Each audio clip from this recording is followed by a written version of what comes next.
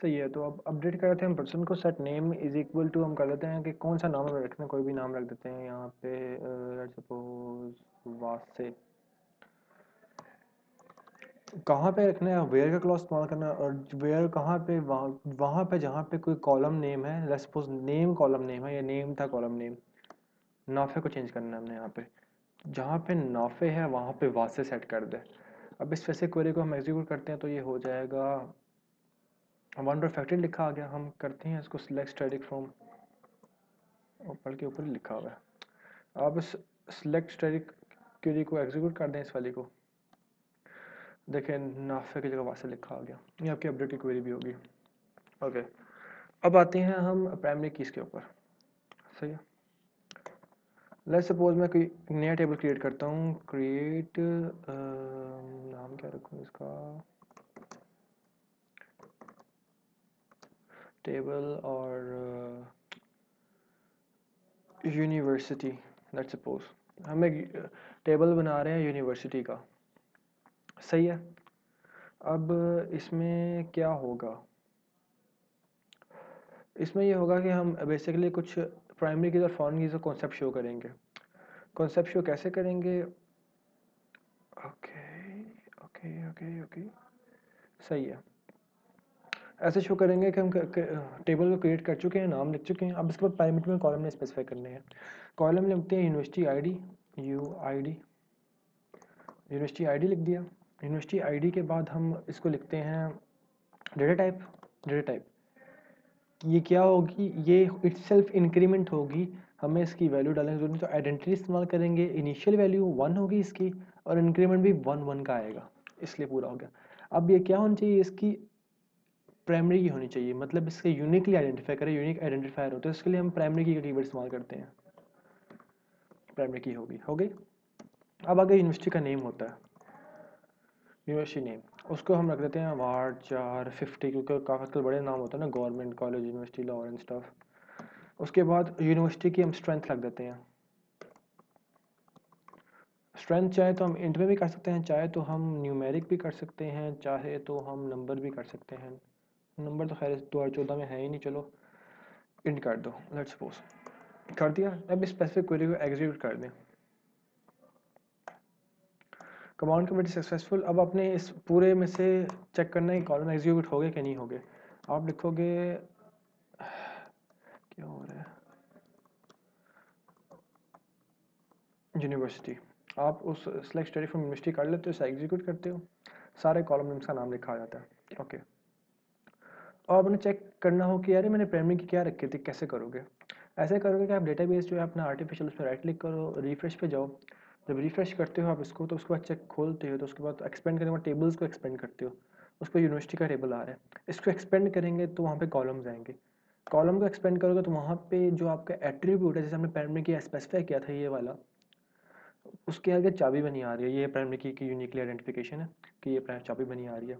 और कीज़ में अगर क्लिक कर दो तो कीज़ में इसने इटसेल्फ एक की क्रिएट की होगी, उसके यूनिकली एक रेफरेंस असाइन किया होगा। ये बड़ा सा नंबर है जो पता नहीं क्यों इसने चाबी मारी है, खैर ये इससे कीज़ को स्पेसिफाई कर रहा है। ओके, इससे हम यूनिकली आइडेंटिफाई कर सकते हैं डिफरेंट डिफरेंट वैल्यूज़ को। ओके, अब हम चाहते हैं कि हम ये कर दीजिए कि इसमें वैल्यूज इंसर्ट करवाते हैं। Insert into university. अब इसके बाद हमें दो पैरामीटर स्पेसिफाई करने हैं, हमने दो वैल्यू से खेलना है बकाया। जो प्राइमरी के वर्ड सेल्फ रन और वो होगी स्ट्रेंथ। अब मैं यहाँ पे मल्टीपल वैल्यूज इंसर्ट करने लगा हूँ। वैल्यूज के बाद multiple values, let's suppose GCU आगे 200, कॉमा यहाँ पे करता हूँ GCU फैसलाबाद,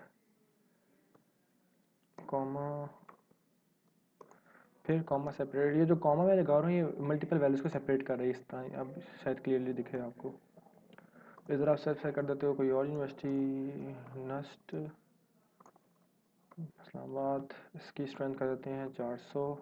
और यहाँ से मुझे याद आया कि उसकी यूनिवर्सिटी भी थी ना, फास्ट यूनिवर्सिटी। स्पेसिफाई कर देते हैं हम इसकी स्ट्रेंथ 500, 590 कर लो सपोज।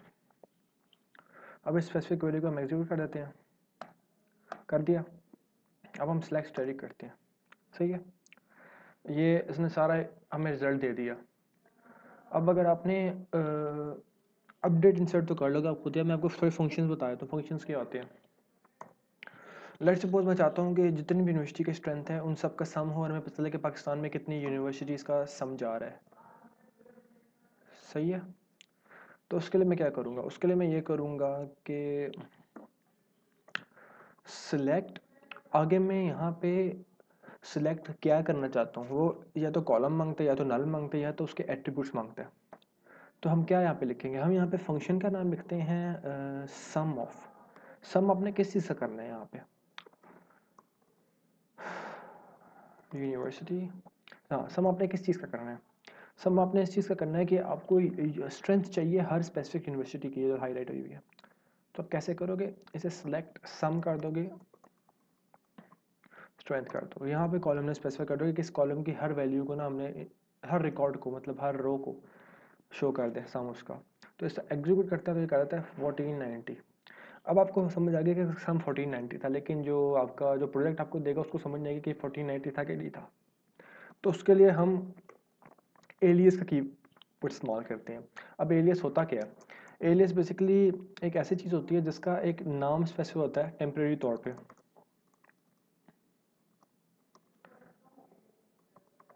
सही है। टेम्परेरी स्पेसिफाई कैसे करेंगे, हम बस इसी क्वेरी को लेके यहाँ पे आगे ऐसा कीवर्ड इस्तेमाल करेंगे कि हमने सम ऑफ इस कॉलम लेना है, किस तरह लेना है वो हमने लेना है। यहाँ पे कोई भी नाम स्पेसिफाई कर दे, चाहे तो यहाँ पे ऑब्जेक्ट का नाम ले सकते हो, चाहे तो आप उसे करेक्टर की फॉर्म में नेम स्पेसिफाई कर सकते हो। तो मैं कर देता हूँ यहाँ पे टोटल स्ट्रेंथ इन यूनिवर्सिटीज़, ये कर दिया। अब मैं ज़रा इसको एग्जीक्यूट करता हूँ। देखिए यहाँ पे कॉलम का नाम लिखा है टोटल स्ट्रेंथ इन यूनिवर्सिटी, तो ये तो जो हमें बंदा देगा काम से भी समझ आएगा कि ये टोटल स्ट्रेंथ इन यूनिवर्सिटीज़ है। ओके, अब मैं ये करता हूँ कि हम सर ने हमें दिया था डेटाबेस, उसको हम इस्तेमाल कर लेते हैं। लेट्स सपोज 7 मिनट हो गए वैसे भी, हाँ। अब सर ने डेटाबेस दिया था, उसका नाम था, अल्लाह भला करे, स्टूडेंट भी नहीं था, एम्प्लॉय था आई गेस, राइट। चेक कर लेते हैं, हाँ जी।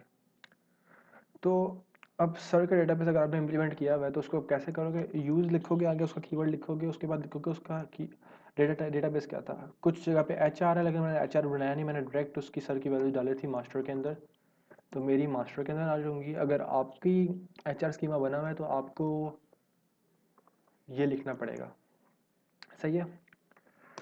ओके, अब मैंने मास्टर को यूज़ कर लिया। मास्टर को यूज़ करने के बाद मैं करूँगा क्या, अब मैं ये करूँगा कि मैं उस स्पेसिफिक जो टेबल है उसकी सारी वैल्यूज़ एग्जीक्यूट करा लेता हूँ, सही है। सारी वैल्यूज़ आ गई, ओके। अब मैं आपको अवेयर और फॉर और उसका बताता हूँ, व्हाटएवर जो भी होता है कैसे करेंगे आप। लेट्स सपोज मैं चाहता हूँ कि यहाँ पे हमारे पास फर्स्ट नेम और लास्ट नेम इकट्ठे आए, यानी हमारा फुल नेम आए, तो हम इसे कैसे आउटपुट करवाएंगे, हम ऐसे करवाएंगे कि हम सिलेक्ट का कीवर्ड इस्तेमाल करेंगे, उसके बाद हम उसके कॉलम नेम स्पेसिफाई करेंगे, first name plus last name from employees. इस तरह हम उसके कंकैटिनेशन इस्तेमाल कर सकते हैं, दो स्ट्रिंग वैल्यूज कंकैटिनेटेड आएंगी। अब मसला ये आएगा, अगर मैं इसे एग्जीक्यूट करता हूँ तो मेरे पास नाम क्या हुआ ये, ओके यहाँ पे मेरे ख्याल से स्लैश लगाना मैं भूल गया हूँ।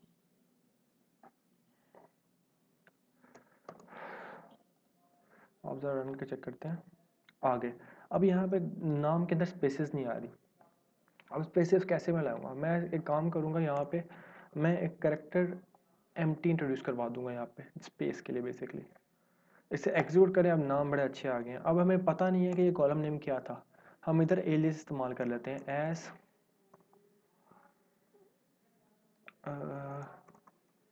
फुल नेम इस्तेमाल हो गया। अब इसे एग्जीक्यूट कर दें तो ये अब स्पेसेस आ जाएंगे हर नाम में, हमें पता चल रहा है कि ये नाम पूरा का पूरा। अब हम एक और चीज़ इंप्लीमेंट करते हैं, हम ये करते हैं कि हम इन सब की सैलरी का सम ले लेते हैं। तो हम ये करते हैं, टाइम आउट होने वाला है, सम ऑफ सैलरी फॉर्म